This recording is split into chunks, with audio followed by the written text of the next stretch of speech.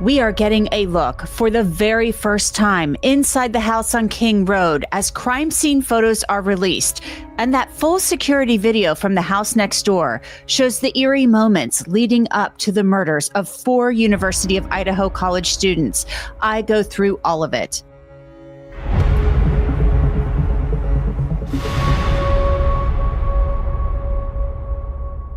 Welcome to Crime Fix. I'm Angenette Levy.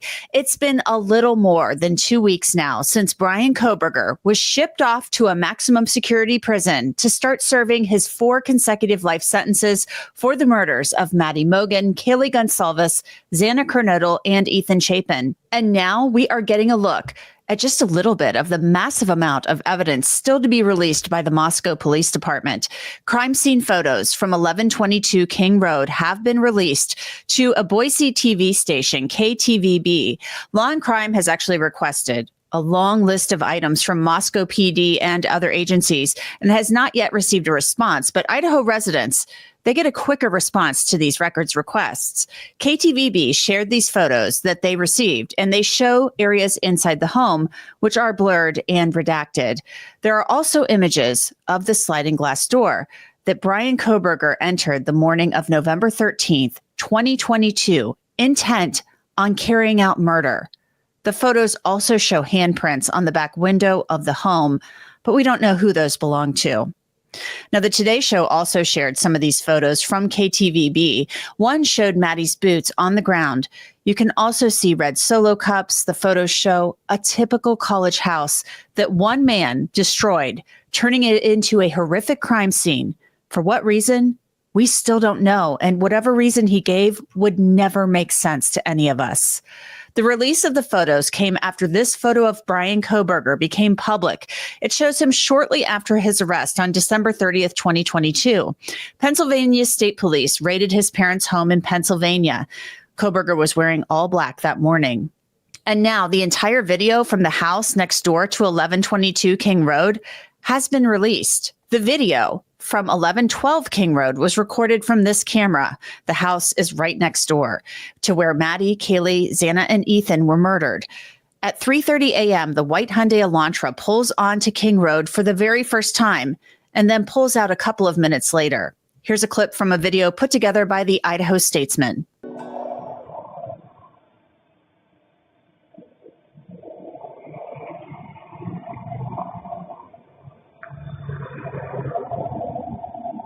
The Idaho Statesman video editors speed up the video by 15 times to show the next time that Kohberger pulls onto King Road at 3:38 a.m. and then leaves King Road at 3:40 a.m.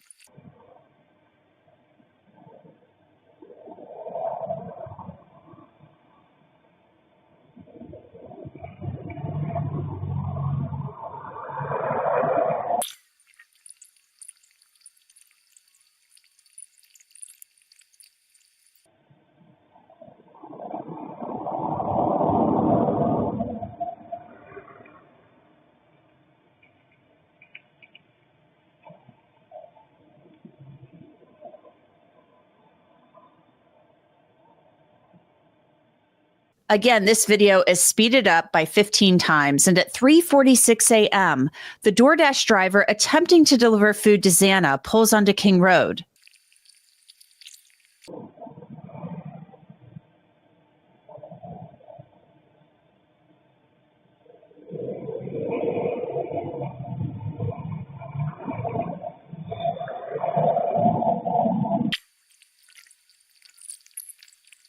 At 3:51 a.m., the DoorDash driver can be seen walking along the street. In her statement to police, she said she had trouble finding the address. She even used a flashlight to try to find the numbers on the house. She turns around at one point, and you can see her walking back toward 1122 King Road, her flashlight in hand. Then at 3:56 a.m., the white Elantra turns onto King Road again and leaves at 3:58 a.m.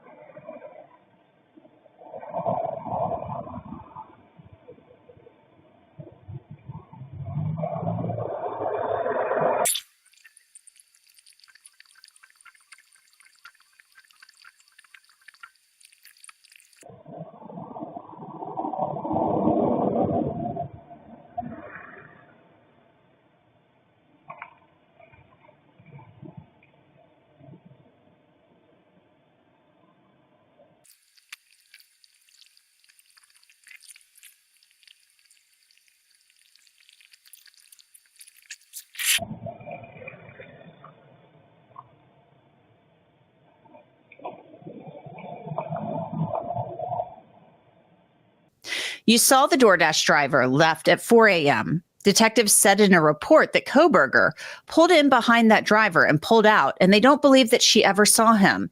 Then at 4:04 a.m., the white Elantra pulls onto King Road again and makes a strange three-point turn.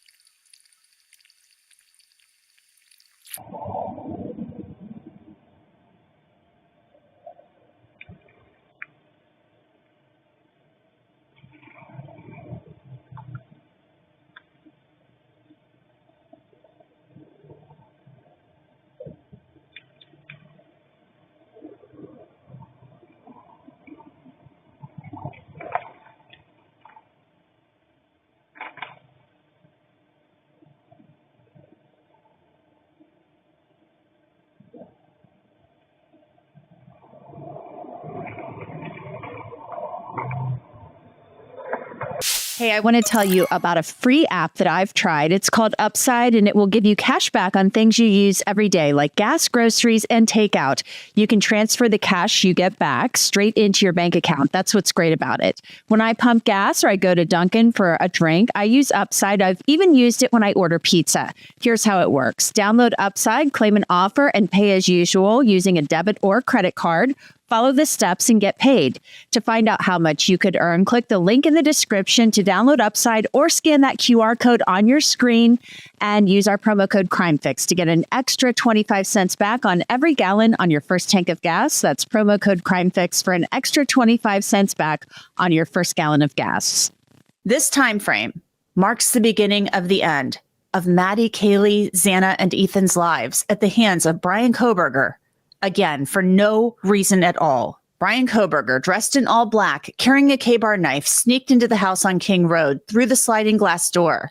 The camera that captured these images also captured sounds believed to have come from Xana's bedroom.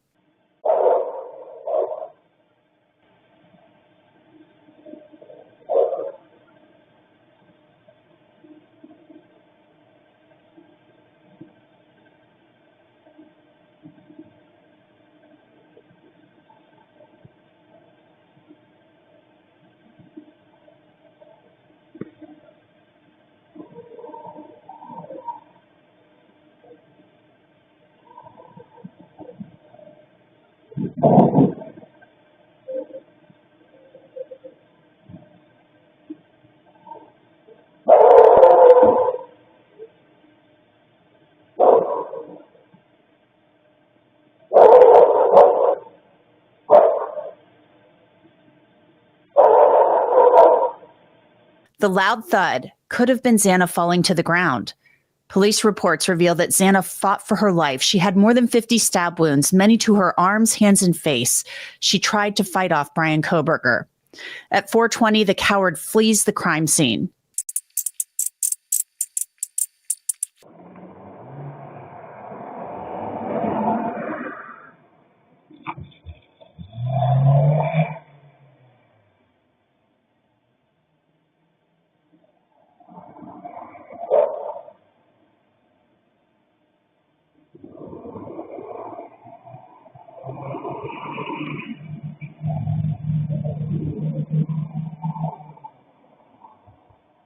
We now know definitively that that white car that nearly lost control speeding away from the crime scene was driven by Bryan Kohberger. For more than 2 years, he denied it was him through his lawyers.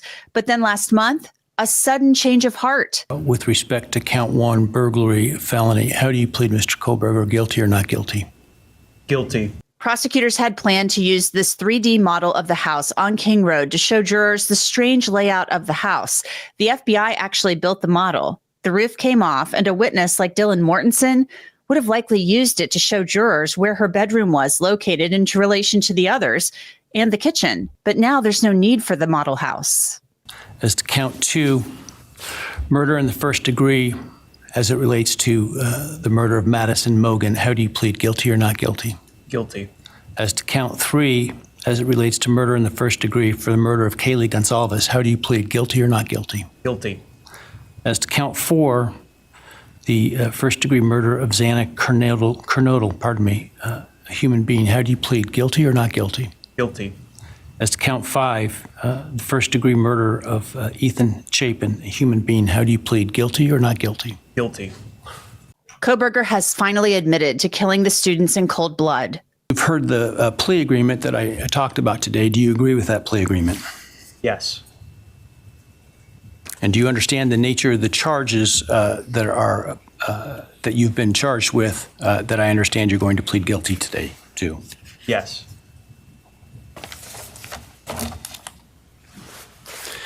As I indicated, I'm not bound by the plea agreement, but the plea agreement is for the maximum on each count. Do you understand that I'm not bound by the plea agreement? Yes. Has anyone promised you that I would be lenient or easy on you if you pled guilty? No. Has anyone threatened you or anyone close to you to get you to plead guilty? No. Has anyone other than the state's agreements with respect to the plea agreement, has anyone promised you anything in exchange for your plea agreement? No. Has anyone told you to be untruthful in answering my questions today? No. Has anyone offered you a reward of any kind other than the plea agreement in order to get you to plead guilty today? No.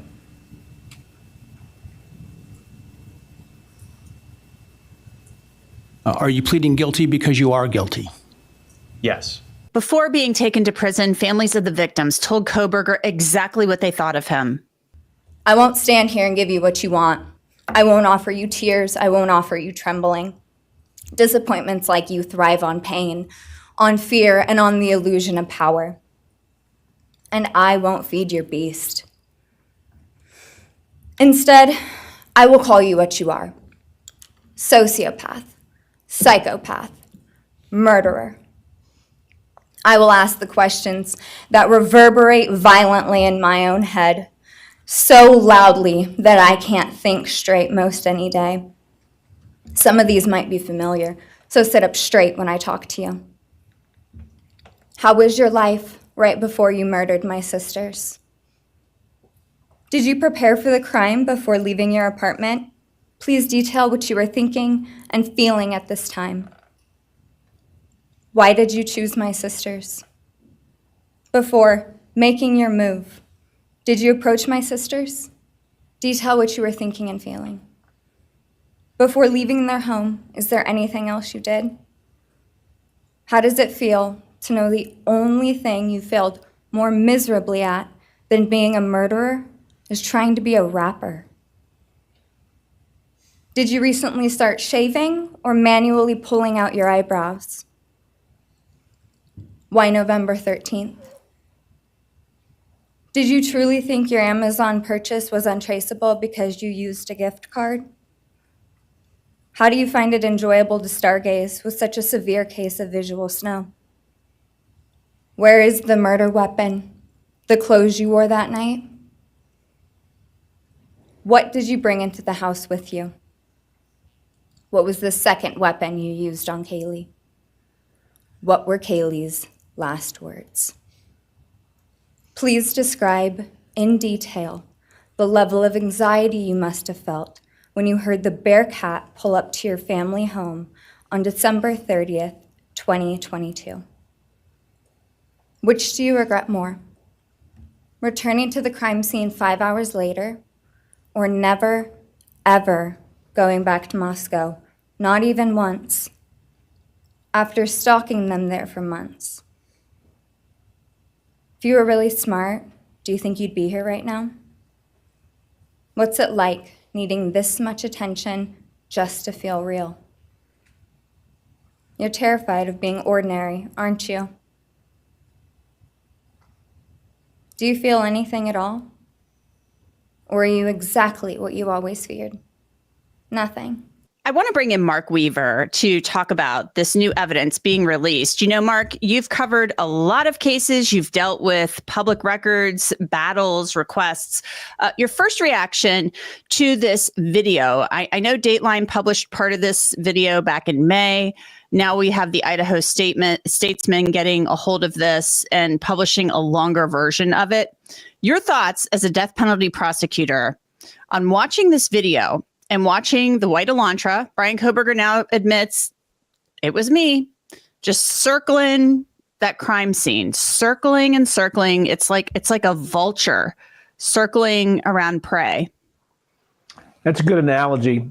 I have prosecuted murder cases, and I've worked on public records cases, and I've also been the one who has to redact records that get released to the press. So this is an interesting perspective for me to talk about. There's a sinister feeling to watching this.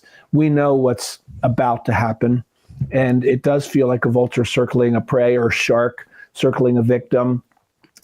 And, obviously it's late at night. It just makes it feel creepier. And then there was the release of the crime scene photos that some of which were blurred, but we have a real sense of what it looked like outside as he was building up the nerve to commit this crime that he probably had been fantasizing about in his head for days, weeks, or months, and then what it looked like inside to be actually there and know that that's what the crime scene looked like to him, and the last images of his victims. It's just horrifying. 200 of these crime scene photos were released to KTVB TV in Boise. The Idaho news outlets are getting these records faster because of the public records laws in Idaho. Idaho residents get a response more quickly within 3 working days. Out-of-state residents, 21 working days, just to put that out there. It's so sad, though. I mean, they didn't publish all of the crime scene photos because they're very graphic, even in their redacted nature. But you really get a sense of these were kids in a college house who went to bed. We already knew these things, but you're seeing it. They went to bed and never woke up because somebody went into their house and stole their lives. I mean, it's really hitting you in the gut how horrific and disgusting this is. Yeah, we send our kids off to college knowing that this is their last chance to learn about life before they have to start their adult career and their life. And so if you were casting a movie and you had to create a set for what a college house might look like, you take the red cups and put them on the ground. You take cases of beer and put them down on the ground, and you'd have stuff all messy. This is exactly what it looked like. So it's we all have been in houses like this, and that's what some people live like. Good on them. That's what they're supposed to do when they're kids. But it is a reminder that this innocence was stolen by this personification of evil, circling, fantasizing, slipping in, and then committing these heinous murders. Yeah, absolutely heinous. I mean, it's just beyond belief. Could you tell me, Mark, let's go back to that video. You look at this video and they weren't able to definitively identify the vehicle from that portion of the video. They used other pieces of video to identify the vehicle, but it still establishes a clear timeline in the crime. How valuable is that piece of video? When you're building a complex case, when you don't have a confession, when you don't have solid DNA evidence, we had some DNA evidence here, but we don't have just absolutely solid DNA evidence. Jurors want to see that the prosecution has done their homework. So when I prosecute cases, I always use PowerPoint. I always put visuals up. Sometimes I'll do a timeline. Sometimes I'll connect the dots. It shows a professional prosecution. It gives jurors who might have some reasonable doubt in the back of their head a way to quell that reasonable doubt and say, you know what, this is a professionally prepared case. They have this touch DNA on the sheath of the knife. They have all these other pieces of the puzzle, but the timeline is the one that brings all the individual pieces together. The timeline is very important here because it goes up, it kind of lines up with the surviving roommate DM and her story. And then you have her text messages. So it is a circumstantial case, or at least it was a circumstantial case. But I think that video is very important because you take the DoorDash driver that you can see in it when she drops off the food, and you couple that with Dylan's testimony, her account of what happened, and her cell phone records. And you have a very clear picture, a narrative of what happened in that house. Yeah, every case I prosecute now, we're using digital evidence. There's more doorbell cameras, there's more security cameras, there's texts, there's geolocation. And when the DoorDash driver took that photo, we have the metadata from her photos to know exactly when she dropped the food off. And jurors are coming to expect this. It makes you wonder how cases like this were solved and proved 75 years ago. Mm-hmm. There were murders, there were heinous knife murders of young people 75 years ago, and those prosecutors didn't have the evidence we have now. And juries come to expect that. And it used to be called the CSI effect. Jurors want to have all the science to prove things. Sometimes in my prosecutions, I don't have scientific data. I just have good old-fashioned eyewitness data and other things. And we have to explain to the jurors, sometimes we have science, sometimes we don't. In this case, we had some pretty good science. I want to go back to what you brought up before about the DNA, how they had the DNA on the snap of the knife sheath. But that was the only DNA they had of Bryan Kohberger in that house. It's a powerful piece of evidence when you couple it with everything else. But at the same time, you never know how something is going to be attacked at trial and how it's going to unfold at trial and how a juror or jurors are going to perceive that once it comes out on the stand. Do you think, the prosecution could have been a little nervous about all of this? Especially with no connection to the victims. They said that they talked about everything they didn't have in this case when accepting this plea. Do you think they were a little nervous and that's why they were so quick, boom, to accept that plea and say, sign on the dotted line, we'll take it, without maybe saying, you know what, Ann Taylor, we're going to need him to sit down and answer a few questions and then we'll consider striking the death penalty? That's a good theory. I think 24 years ago when I tried my first jury trial, I was very confident in my evidence.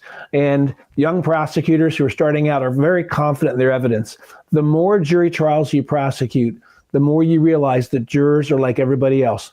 Some of them are odd. Some of them are hard to persuade. Some of them don't understand science. Maybe they didn't take chemistry in high school or college. Some of them reject modern notions of science. And all you need is one juror. Just one juror could either hang the jury, meaning you'd have to start the trial all over again months later, or one juror on the death penalty phase to say, yeah, he did it, but I don't really like the evidence. I'm not going to vote for the death penalty. And then we're back to life in prison. So it's hard to get a death penalty prosecution when you don't have a confession or rock solid DNA evidence. The kind of DNA evidence they found is a newer process that we've only been using in the last few years. And you just never know if there's not one juror who's in their mind saying, nah, I don't think this is right. There's something missing here in the science.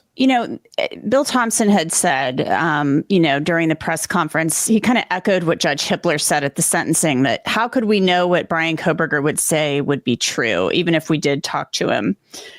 He was ready to plead guilty. He was ready to say, I did it. So, I look at it as a lot of times these killers, they don't tell you the whole truth, but they tell you enough to get a clear picture. And they give you something that really seals it and corroborates everything and ties it together. Do you think that would have been worth it to still sit down with him and have him answer a few questions, even if you thought maybe he'd be lying about some of it? Yeah, I think so. You and I have been on the air, I don't know, 8, 10, 12 times on this case over the last few years. And in one of my previous interviews with you, I did not criticize the prosecutor for agreeing to this deal for the reasons I've just explained, that there's all these ways it could wind up going the wrong way. But I am critical of the prosecutor for not getting a proffer, for not requiring as part of this deal that this killer explain more about what happened. It would give, not full closure, some small amount of closure to the victims' families. I suspect he may offer to do this somewhere down the road, either for money or clemency or fame. We saw this with Ted Bundy. There's some indication that perhaps Kohberger, was interested in the Ted Bundy case. And Ted Bundy completely denied he killed 30, 40, 50 young women. We're not sure the total number. Completely denied it all throughout all of his trials. And then just days before he was to be executed, he brought in a news crew, and he brought in people who would ask him questions, and he said, "I'll tell you all of it," in the hopes that maybe the governor would commute his sentence to life in prison. So he was dealing right till the end. In that case, Bundy was trying to deal away the death penalty. But he didn't say a word until it became in his interest to say something, and then he gave significant details, and in fact told authorities about some murders that they didn't realize that Bundy had done. Yeah, I feel that Bryan Kohberger was allowed to walk into prison with currency, and that currency was his story. Yes, that's right. And he has it now. And as I said, I do suspect at some point, because he's creepy and devious and smart, you're not a PhD student without being smart. Creepy and devious and smart, he will try to spend that currency somewhere down the road. Yeah, I agree with you 110%. Any final thoughts on this new batch of evidence coming out? I mean, there's still more to come. You know, it's dribbling out bit by bit. But any final thoughts on the video and the crime scene photos? Yeah, I watch it, and part of my brain is the prosecutor part, you know, analyzing it. The other part is the father, and trying to imagine these families looking at these images, knowing that their children are behind the blurs, and that the blood spatters belong to their children. And so I always want to try to remember the human side of this, and our need to pray for these families and what they're going through. What a horrible thing that this man caused in the lives of these four families and countless friends. And so it's I respect the way Law&Crime has covered this case, and I think you've done it in a smart and tactful way, but we can't ignore the human element. Yeah, not at all. It's horrific. And these families, I don't know how they do it. I don't know how they get up every day. And my thoughts and prayers are with them. Mark Weaver, thank you so much. Thank you, Angenette. As I mentioned earlier, Bryan Kohberger is serving his time in Idaho's maximum security institution. He's in J Block. That's long-term restrictive housing. And he spends 23 hours a day in a cell and is allowed out 1 hour per day. And he gets to shower every other day. That's his life now. And that's it for this episode of Crime Fix. I'm Angenette Levy. Thanks so much for being with me. I'll see you back here next time.